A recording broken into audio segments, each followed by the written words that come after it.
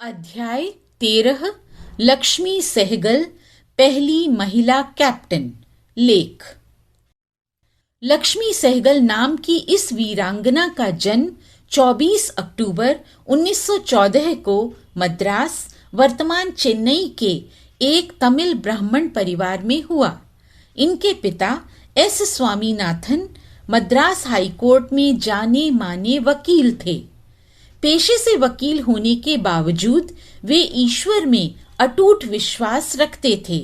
यह भी कहा जाता है कि वे बेहद धार्मिक स्वभाव के व्यक्ति थे।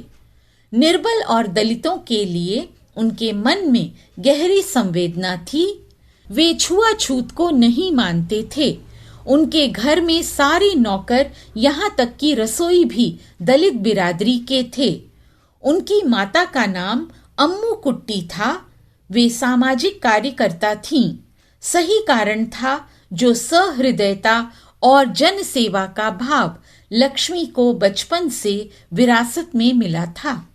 घर में सामाजिकता परोपकारिता का वातावरण होने के कारण इनका रुझान शुरू से ही सामाजिक कार्यों की तरफ रहा।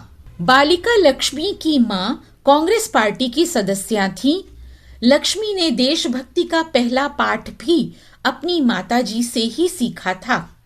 इनकी प्रारंभिक शिक्षा मद्रास में हुई और सन 1938 में मद्रास मेडिकल कॉलेज से ही MBBS की डिग्री प्राप्त कर इन्होंने अपने माता पिता के सपने को साकार कर दिखाया और एक डॉक्टर के रूप में सिंगापुर चली गईं। इन्होंने अपने चिकित्सीय ज्ञान से आजीवन गरीबों वंचितों की सेवा करने का व्रत लिया। लक्ष्मी महिला रोग विशेषज्ञ थीं। उस समय सिंगापुर में अंग्रेजों का शासन था। जापानियों द्वारा जब आक्रमण किया गया तो उन्हें आत्मसमर्पण करना पड़ा। हजारों भारतीयों को बंदी बनाकर ले जाया गया। कई कारणों से उनकी स्थिति दयनीय हो गई थी। वहां उन्होंने न केवल उन मजदूरों की सेवा की अपितु शोषण और दमन के विरुद्ध आवाज भी उठाई। इस घटना के दौरान जन सेवा के साथ साथ राष्ट्र सेवा की भावना भी उनके मन में तेजी से पनपने लगी।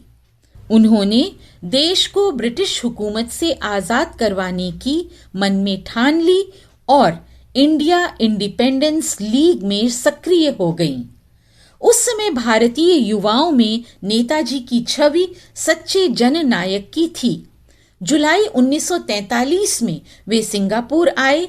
वे आजाद हिंद फौज की स्थापना की घोषणा कर चुके थे। इस संगठन में उन सैनिकों को भर्ती किया गया जो ब्रिटेन की ओर से लड़ते हुए जर्मन या जापानी सेना द्वारा गिरफ्तार कर लिए गए थे। इसी प्रकार से कई कैदी सैनिक सिंगापुर में भी थे। इन्हीं कैदियों की सेवा में लक्ष्मी जुटी हुई थीं। सुभाष चंद्र बोस ने वहां एशिया की पहली महिला रेजिमेंट की स्थापना की। इस रेजिमेंट का नाम रखा गया रानी झांसी रेजिमेंट। यह रेजिमेंट आजाद हिंद फौज की महिला रेजिमेंट थी।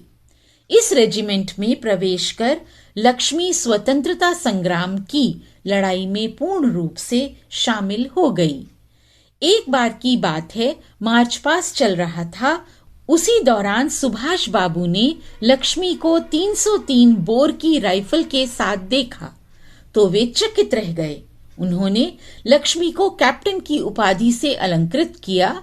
लक्ष्मी अब कैप्टन लक्ष्मी बन गईं। नेताजी द्वारा भारत से बाहर स्थापित की गई हिंद सरकार में लक्ष्मी महिला मामलों की मंत्री थीं।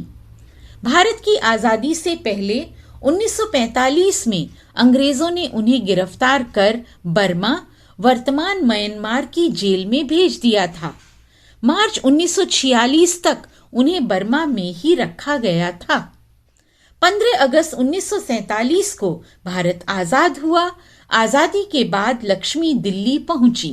यहाँ उन्होंने प्रमुख नेताओं के साथ साथ लॉर्ड माउंटबेटन से भी मुलाकात की। 1947 में ही इन्होंने कर्नल P.K. सहगल से शादी की। शादी के बाद वे कानपुर में ही रहने लगी और मेडिकल प्रैक्टिस करने लगी। उनकी एक बेटी हुई जिसका नाम सुभाषिनी रखा। यहाँ भी उन्होंने चिकित्सा को माध्यम बनाकर जन सेवा का मिशन जारी रखा। विभाजन के बाद पाकिस्तान से आए शरणार्थियों की भी उन्होंने निशुल्क सेवा की। भारत और पाकिस्तान के बीच युद्ध हुआ। उस युद्ध के दौरान भी उन्होंने अपने चिकित्सा कौशल का पूरा सदुपयोग किया और घायल सैनिकों की खूब सेवा की। सन 1971 में वे मार्क्सवादी कम्युनिस्ट पार्टी में शामिल हो गईं और राज्यसभा के लिए चुनी गईं। 1998 में उन्हें भारत के दूसरे सबसे बड़े सम्मान पद्म विभूषण से नवाजा गया। सन 2002 में उन्होंने डॉक्टर APJ अब्दुल कलाम के विरुद्ध राष्ट्रपति का चुनाव भी लड़ा, जिसमें उनकी हार हुई। देश हित में अपना सब कुछ अर्पित कर देने वाली कैप्टन लक्ष्मी सहगल ने 23 जुलाई 2012 को लगभग सुबह 11:20 पर कानपुर में आखिरी सांस ली। वे 97 वर्ष की थीं। मरणोपरांत भी वे अपना शरीर भी समाज के लिए दान कर गईं। उनके पार्थिव शरीर को कानपुर मेडिकल कॉलेज में मेडिकल रिसर्च के लिए सौंप दिया गया। उनकी याद में कानपुर में एक इंटरनेशनल एयरपोर्ट बनाया गया। इस एयरपोर्ट का नाम captain Lakshmi Sahgal international airport रखा गया। स्वतंत्रता संग्राम की सेनानी कैप्टन लक्ष्मी सहगल को देश कभी भुला न सकेगा। उनके द्वारा किए गए सहयोग को सदैव दोहराता रहेगा।